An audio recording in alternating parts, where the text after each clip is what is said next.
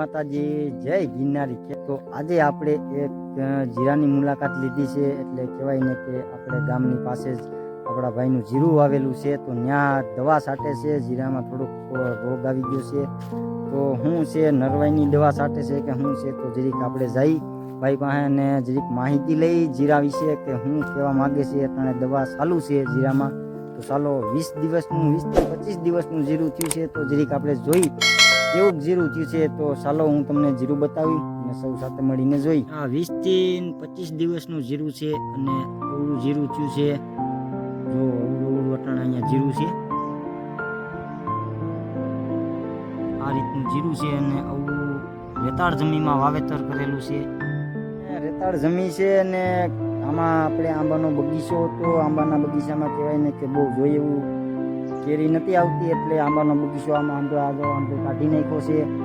અને મિત્રો આમાં જીરું સાહસ કર્યું છે, કહેવાય ને કે ભાઈ આ બાજુ નદીના કાંઠો છે, આપણે સામે જો તમે જોવો છો એ નદીનો કાંઠો છે, નદીના કાંઠે જ આપણે અહીંયા જીરું એવું છે કે જીરું બહુ સારું થાય છે આમાં, કે રેતાળ જમીનમાં જીરું સારું થાય તો જીરું તો ટાણે વાવેતર બહુ સારું છે, વાંધો નથી।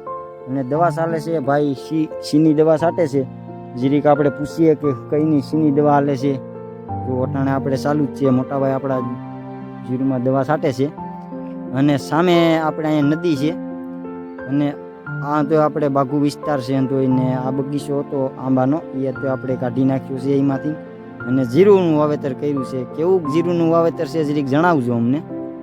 જો આ તમને કહું છું કે આપણે ઉબાણ નદી પાસે છે, તો આ નદી જુઓ તમે, એટલી ઉબાણ નદી આપણે પાણીની ભરી છે અને સામે દેખાય છે મંદિર છે આપણે મઠ, જો તમે આપણે આ મઠ મંદિર છે મહાદેવનું મંદિર છે, અને સીતરાઈમાનું મંદિર છે, પછી નાથજી બાપુ છે, એટલે ત્યાં ઘણા મંદિર છે, માતાજીના સ્થાન છે। ત્યાં જૂનું પ્રાચીન એક મંદિર છે અમારે અહીંયા આવેલું, કોયલી મઠ કહેવાય છે। તો અમારે આ તો વિસ્તાર છે, બાગુ બગીચાનો વિસ્તાર છે એવો, અને દવાનું કામ ચાલુ છે। અમારા ભાઈ અહીંયા આપણે દવા છાંટે છે કે ભાઈ આવજે જરીક, તો આપને એમ થયું કે આ ક્લિપ જવા ન દેવાય, ભાઈ એ દવા છાંટે છે તો જરીક માણસો આપણે બતાવીએ, આપણા સબસ્ક્રાઈબરોને ખબર પડે કે કેવું શું છે, તો જરીક માહિતી માટે। તો ભાઈ શું આપણે રોગ છે આમાં વૈદ કરે છે ને એવું, તો આપણે 20 થી 25 દિવસનું જીરું છે કા, એટલે વૈદ માટેની મારવાની છે, કાંઈ સ્ટ્રીપ બ્રીપ આવી છે આમાં કાંઈ વૈદની છે ને, એટલે ભાઈનું કહેવાનું એમ છે કે જીરું હજી થોડુંક નાનું છે, એટલે થોડીક વૈદની દવા મારી છે, એટલે જીરું થોડુંક ગાયગા વધે એ રીતની આપણે એમાં દવા મારી છે ને એવું હતું છે આમાં હે।